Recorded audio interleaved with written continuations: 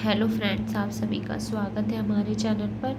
तो आज हम बहुत इम्पोर्टेंट एमसीक्यूज़ कर रहे हैं जो कि आपके UGC NET GIC lecture UPPGT exam या कोई अदर एग्ज़ाम है सोशोलॉजी से, तो भी ये वीडियो आपको हेल्प करेगा। क्योंकि इससे पहले हमने एक टॉपिक पर जो है पूरा पढ़ा था, तो अब हम उसके बारे में जो है एमसीक्यूज़ लगाएंगे। हमने समाजशास्त्र की अध्ययन पद्धतियाँ पढ़ी थी, तो अब उससे रिलेटेड ये सारे क्वेश्चंस जो कि होंगे। तो चलिए स्टार्ट करते हैं हमारा ये वीडियो। सबसे पहले क्वेश्चन है, स्ट्रीट कॉर्नर सोसाइटी नामक पुस्तक किसने लिखी है? तो फर्स्ट का आंसर होगा ऑप्शन सी, यानी विलियम एफ हाइट ने लिखी है। नेक्स्ट है, आंकड़ों के किसी प्रदत्त समुच्चय में सर्वाधिक बारंबार आने वाला अंक क्या कहलाता है? और ये आपके यूजीसी नेट 2012 में आया था। तो दूसरे का आंसर ऑप्शन ए होगा, यानी कि बहुलक। नेक्स्ट क्वेश्चन देखते हैं, परास अथवा विस्तार क्षेत्र किसका माप है? तो 3 का आंसर होगा ऑप्शन डी, सहसंबंध। नेक्स्ट क्वेश्चन है, रैंक सहसंबंध के परिकल्पन हेतु सूत्र किसने प्रतिपादित किया था? तो 4th का आंसर ऑप्शन बी होगा, पियर्सन। नेक्स्ट है, प्रयोगात्मक परीक्षण हेतु आधार प्रदान करने के लिए क्रियाकलापों की प्रदत्त स्थिति के बारे में सुनिश्चित शब्दों में प्रस्तुत विचार क्या कहलाता है? तो 5 का आंसर ऑप्शन बी होगा, परिकल्पना। अब हम नेक्स्ट देखते हैं, सूची मिलानी है हमें। तो 6 का आंसर मैं आपको बता देती हूँ, बी। एक का इसका मतलब होगा ए का आंसर बी, यानी मौखिक में लोगों का ज्ञान। बी का 1, सर्वेक्षण में परिणात्मक आंकड़े आएंगे। सी का 4, यानी प्रतिचयन में समग्र का प्रतिचयन। और डी का 3, यानी प्रतिचयन में जो आपका डी का 3, यानी कि व्यक्तिक अध्ययन में इकाई का गहन अध्ययन आएगा। नेक्स्ट है, विशेषता किससे संबंधित है? तो 7th का आंसर ऑप्शन सी होगा, स्थिरांक। नेक्स्ट है, हमें सूची मिलानी है। तो चलिए देखते हैं क्या है सूची। तो हमें सीधा आंसर ही देख लेना है। 8 का आंसर ऑप्शन सी है, यानी कि ए का 2, अनुभाविक शोध में व्यक्तिक दावा। बी का है 3, वस्तुनिष्ठता का क्षेत्र आधारित आंकड़े। सी का है 4, तथ्य में अनुभाविक परिणाम। डी का है 1, यानी व्यक्तिनिष्ठता में पूर्वाग्रह से मुक्त ज्ञान। नेक्स्ट भी सूची मिलानी है। 9th का आंसर जो होगा ऑप्शन सी ही होगा। तो ए का है 2, अन्वेषणात्मक में आएगा। यह क्या है? बी का है 1, प्रयोगात्मक ऐसा क्यों है? सी का है 4th, यानी विवरणात्मक में यह कैसे। और डी में है 3rd, यानी निदानात्मक कैसे उपचार किया जाए। नेक्स्ट देखते हैं, शोध पद्धति समझने का सही अनुक्रम बताना है। तो इसका सही अनुक्रम बताना है हमें। 10th का जो आंसर होगा ऑप्शन बी होगा, यानी कि घटना की प्रकृति, सामाजिक विज्ञान का स्वरूप, आंकड़ा संकलन की विधियां और आंकड़ा विश्लेषण की विधियां इसमें आएंगी। नेक्स्ट है, शोध करते समय सही अनुक्रम क्या होना चाहिए? तो 11th का आंसर जो होगा ऑप्शन सी होगा, यानी समस्या का निर्धारण, परिकल्पना, आंकड़ों का संकलन, आंकड़ों का विश्लेषण। नेक्स्ट है, आंकड़ा संकलन के बाद निम्नलिखित सोपानों का सही अनुक्रम क्या होगा? 12th का आंसर ऑप्शन डी होगा, यानी भरे गए प्रपत्रों का संपादन, कोडिंग और सारणीकरण। नेक्स्ट क्वेश्चन, सहसंबंध का गुणांक यानी आर निम्नलिखित में से किसके बीच सहसंबंध की सीमा इंगित करता है? 13 का आंसर ऑप्शन ए होगा, 2 गुणात्मक चर। नेक्स्ट है, शोध के निम्नलिखित में से किस प्रकार का लक्ष्य किसी सामाजिक परिस्थिति, सामाजिक घटना, सामाजिक प्रणाली, सामाजिक संरचना इत्यादि का वर्णन करता है? 14 का आंसर ऑप्शन बी होगा, विवरणात्मक। नेक्स्ट है, एक विश्वविद्यालय में 7530 छात्र हैं तथा एक शोधकर्ता इस समूह में 10% प्रतिदर्श लेता है, जो कि 753 छात्र। इसे क्या कहेंगे? 15 का आंसर ऑप्शन बी होगा, प्रतिदर्श अनुपात। नेक्स्ट है, लोगों तथा उनके व्यवहारों को उनके प्राकृतिक परिवेश में प्रत्यक्ष केंद्रित अमौखिक अंतःक्रिया द्वारा समझने के लिए गुणवत्तापूर्वक आंकड़ों के संग्रह हेतु शोधकर्ता द्वारा किस तकनीक का अनुसरण किया जाना है? तो 16 का आंसर ऑप्शन बी होगा, अवलोकन। नेक्स्ट है, मूल विषय तथा पाठ विश्लेषण का उपयोग किसमें किया जाता है? तो 17 का ऑप्शन डी होगा, अंतर्वस्तु विश्लेषण में। नेक्स्ट क्वेश्चन है, समाचार पत्र, पत्रिकाओं, गीतों, कविताओं और भाषणों इत्यादि पर आधारित अभिलिखित मानव अव्यक्त के अध्ययन को क्या कहते हैं? तो 18th का आंसर जो होगा ऑप्शन बी होगा, अंतर वस्तु विश्लेषण। नेक्स्ट क्वेश्चन देख लेते हैं कि किर्क तथा मिलर के अनुसार निम्नलिखित में से कौन विश्वसनीयता का एक प्रकार नहीं है? तो 19 का आंसर ऑप्शन बी होगा, यानी कि द्वंद्वात्मक दो संघर्षपूर्ण स्थितियों के बीच अवलोकन। नेक्स्ट क्वेश्चन 20 कि निम्नलिखित में से कौन केंद्रीय प्रवृत्ति का मापन नहीं है? तो 20 का आंसर ऑप्शन डी होगा, मानक विचलन। नेक्स्ट देखते हैं निम्नलिखित में से किस प्रमाप में वास्तविक शून्य उद्गम होता है? तो 21 का आंसर ऑप्शन डी होगा, अनुपात। नेक्स्ट क्वेश्चन देख लेते हैं, अपने शोध की प्रामाणिकता का त्रिभुजन विधि द्वारा मूल्यांकन करने की विधि निम्नलिखित में से कौन है? तो 22 का आंसर ऑप्शन डी होगा, यानी कि एक या अनेक शोधकर्ता द्वारा अध्ययन के एक ही विषय के लिए विभिन्न विधियों सैद्धांतिक विश्लेषणों का मिश्रण करना। नेक्स्ट क्वेश्चन है कि श्रेष्ठ कॉर्नर सोसाइटी नामक पुस्तक शोध की किस विधि पर आधारित है? तो ये किस विधि पर आधारित है? 23 का आंसर होगा ऑप्शन बी, सहभागी अवलोकन। नेक्स्ट है सामाजिक शोध से संबंधित सही क्रम बतानी है। तो 24 का हम अब आंसर बताएंगे। 4 ए आंसर है इसका। पहले क्या आएगा इसमें? अवलोकन आएगा। तो इसका सही आंसर पहले आएगा कि प्राकल्पना का निर्माण करना होगा, फिर निराकरणीय प्रकल्पना होगा, फिर उसके बाद जो है प्रायोगिक अध्ययन होगा, फिर उसके बाद जो है आपका अवलोकन होगा, और नेक्स्ट जो है फिर जो है आपका ये आंकड़ा विश्लेषण, और नेक्स्ट फिर प्रतिवेदन लेखन। तो इस तरीके से इसका सीरीज आएगा। नेक्स्ट क्वेश्चन है, जिन परिवर्तों का परीक्षण किया जाना है उनके बीच के संबंध को क्या कहेंगे? तो 25 का आंसर ऑप्शन बी होगा, परिकल्पना। नेक्स्ट है, उस संबंध को क्या कहते हैं जिसमें एक चर में परिवर्तन सदैव दूसरे चर में परिवर्तन को उत्प्रेरित करता है? तो 26 का आंसर ऑप्शन डी होगा, कार्य और प्रभाव का संबंध।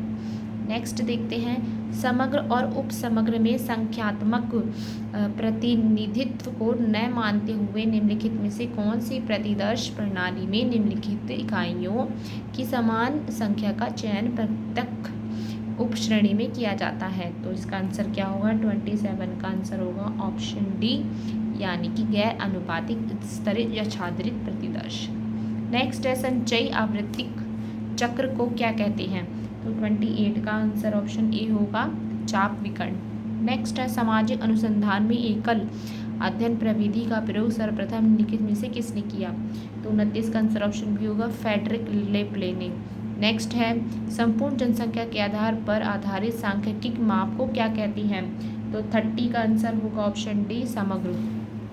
अब हमें अभिकथन और कथन दिए हैं, तो हमें पहले पढ़ लेना है। अभिकथन है, जेल में अपराधियों का पूर्ण समाजीकरण उस सुधार विधि का भाग है जो उनके पुनर्वास में सहायता करता है। बी क्या है? बिना समुचित पुनर्वास के छोड़े गए कैदी फिर से अपराध में संलिप्त हो जाते हैं और वापस जेल आ जाते हैं। तो 31 का आंसर क्या होगा? ऑप्शन बी होगा, और ऑप्शन बी में है आपके ए और आर दोनों सही हैं। ए आर का स्पष्टीकरण जो है वो ठीक नहीं है। ठीक है, नेक्स्ट देखते हैं, व्यक्तियों का सामाजिक समूह या किसी संगठन की बेहतरी हेतु सामाजिक स्थिति को सुधारने के लिए किए गए अनुसंधान को क्या कहते हैं? तो 32 का जो आंसर होगा ऑप्शन बी होगा, क्रियानिष्ठ अनुसंधान। नेक्स्ट है, यदि दो चर अपने मूल्यों में विपरीत दिशा में बदलते हैं तो उसे क्या कहेंगे? तो 33 का आंसर ऑप्शन सी होगा, नकारात्मक सहसंबंध। नेक्स्ट है, विशेषीकृत अभिलक्षणों की पहचान हेतु व्यवस्थित और वस्तुपरक पद्धति में प्रलेखित संप्रेषण के विश्लेषण में हम निम्नलिखित में से किस प्रणाली का उपयोग करते हैं? तो 34 का आंसर क्या होगा? ऑप्शन सी, विषय वस्तु विश्लेषण। नेक्स्ट देखते हैं, निम्नलिखित में से किस विचारक ने कहा है कि जो व्यक्ति किसी भी प्रकार के तथ्यों को वर्गीकृत करता है, जो परस्पर संबंधों को देखता है और उनके अनुक्रम में वर्णन करता है, वैज्ञानिक प्रणाली को लागू कर रहा है, विज्ञान का व्यक्ति है? तो 35 का आंसर क्या होगा? Option D, Karl Pearson. Next है, माध्यक से सभी मदों के विचलन का योग सदैव क्या होगा? 36 का आंसर ऑप्शन बी होगा, 0। नेक्स्ट देखते हैं, निम्नलिखित में से कौन सा सर्वाधिक अस्थिर औसत है? 37 का आंसर ऑप्शन बी है, बहुलक। ठीक है, नेक्स्ट क्वेश्चन देखते हैं, निम्नलिखित में से कौन सा अनुसंधान अभिकल्पना नगरीय मध्यम वर्ग जनसंख्या के मताधिकार के व्यवहार के अध्ययन के लिए उपयुक्त होगा? तो 38 का आंसर ऑप्शन बी होगा, वर्णनात्मक। नेक्स्ट है, प्राकृतिक और सामाजिक विज्ञानों के बीच अंतर अन्वेषक के संज्ञानात्मक अंशों से उत्पन्न होती है, यह किसका कथन है? तो आपका 39 का आंसर होगा option C, Max Weber. Next देखते हैं 40, क्वेश्चन नंबर 40, मौखिक इतिहास विधि के माध्यम से हम किसका संकलन करते हैं? तो 40 का आंसर ऑप्शन बी होगा, जीवित लोगों के संस्मरण से। नेक्स्ट क्वेश्चन, फैलाव को नापने के पैमाने औसत और मानक विचलन क्या दिखाते हैं? 41 का आंसर ऑप्शन ए होगा, असमानता और परिणाम, असमानता का परिणाम। नेक्स्ट है, आर के मंटर के अनुसार अंतर्वस्तु विश्लेषण में निम्नलिखित में से क्या शामिल है? तो हमें बताना है 42 का जो आंसर है ऑप्शन सी होगा, यानी कि सेकंड होगा। पहले तो प्रतीकों की गणना, फिर थर्ड अभियान विश्लेषण और फोर्थ क्या है? गुणात्मक विश्लेषण। नेक्स्ट क्वेश्चन, निम्नलिखित में से किसके मध्य सह परिवर्तनशीलता का स्तर बताता है? तो 43 का जो आंसर है वो होगा ऑप्शन ए, माध्य। नेक्स्ट है, अन्योन्याश्रयता निम्नलिखित में से किसके मध्य सह परिवर्तनीयता का स्तर है? तो 44 का जो आंसर है वो ऑप्शन बी होगा, परिमाणात्मक चर। नेक्स्ट क्वेश्चन, निम्नलिखित में से कौन सा एक गुणात्मक और दूसरे गुणात्मक चरों के बीच सह परिवर्तन की मात्रा की माप करता है? तो 45 का आंसर ऑप्शन सी होगा, काई स्क्वायर। नेक्स्ट है, अलग अलग समय पर आंकड़ों के संग्रह को शामिल करते हुए अध्ययन प्रारूप निम्नलिखित में से किससे जाना जाता है? 46 का आंसर ऑप्शन डी है, देशांतरीय अध्ययन। नेक्स्ट क्वेश्चन है, शोध के लिए विवेचनात्मक दृष्टिकोण जिसमें सिद्धांत निगमनात्मक रूप से, ये देखिए कि निगमनात्मक रूप से किए जाने के बजाय केवल आंकड़ों की जांच से ही जनित है, तो ये कौन सा है? 47 का आंसर ऑप्शन ए होगा, तर्कसंगत सिद्धांत। नेक्स्ट क्वेश्चन देख लेते हैं कि एक परिकल्पना जो सुझाव देती है कि अध्ययन के दौरान परिवर्तियों के बीच कोई संबंध नहीं है, कथन निम्नलिखित में से है? तो 48 का जो आंसर ऑप्शन सी होगा, शून्य परिकल्पना कहेंगे उसे। नेक्स्ट है कि समाज के अध्ययन में अगस्त काम्टे ने कौन सा परिप्रेक्ष्य में प्रयोग किया था? तो 49 का आंसर ऑप्शन बी है, ऐतिहासिक परिप्रेक्ष्य।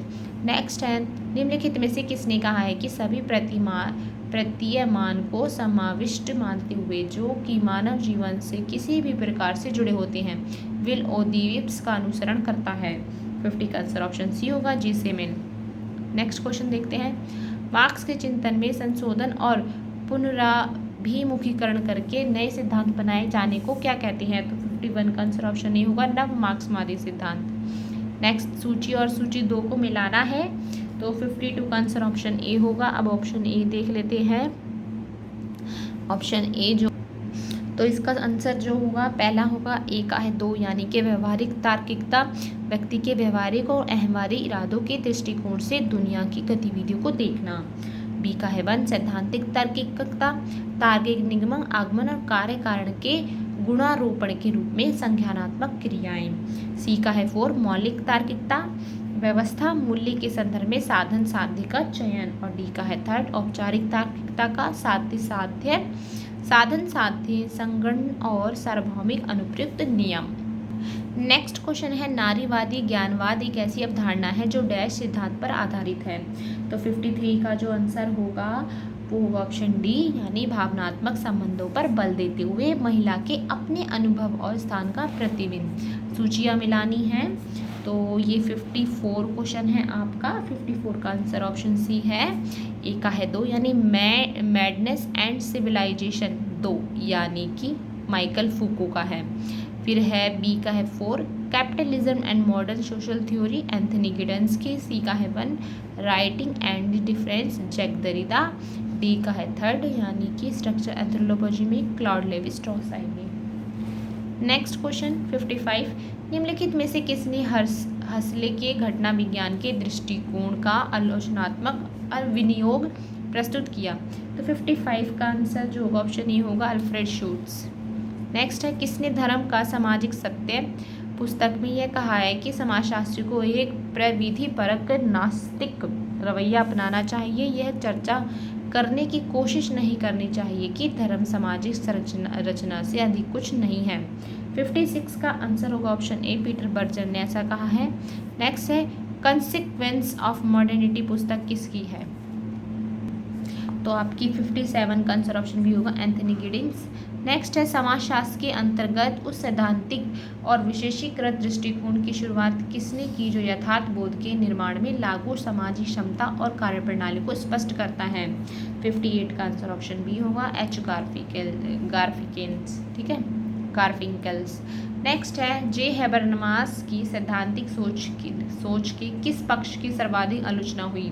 तो 59 का आंसर ऑप्शन डी होगा, यानी कि 1 2 3 व्यवस्थाओं के सिद्धांत पर, समाजी विकास के विकासात्मक मॉडल पर और सैद्धांतिकरण की उसकी अधिक अमूर्त प्रकृति पर। नेक्स्ट क्वेश्चन है, एंथनी गिडिंग्स के स्ट्रक्चरलेशन सिद्धांत में प्राथमिकता किसको दी गई है? 60 का आंसर है ऑप्शन डी, यानी दोनों में से कोई नहीं, संरचना और एजेंसी। ठीक है, फिर है कार्ल मार्क्स के अनुसार कामगार का अलगाव किसके कारणवश होता है? 61 का है ए, उत्पाद और उत्पादन क्रियाकलापों से अलगाव के कारण। नेक्स्ट है, जैक दरिदा ने भाषा को निम्न में से किस तक घटाया है? निम्न में से किस तक घटाया है? तो 62 का आंसर ऑप्शन बी होगा, ऐसे लेखन तक जो अपने विषयों को बाध्य नहीं करता। नेक्स्ट है कि किसने मार्क्स के पूर्ववर्ती दार्शनिक कार्य और उसके परावर्तिक वैज्ञानिक अवधारणाओं और ज्ञान मीमांसा अंतराल का पता लगाया है? तो 63 का आंसर होगा ऑप्शन सी, एल अल्थ्यूजर। ठीक है, नेक्स्ट जो है हमें सूची मिलानी है।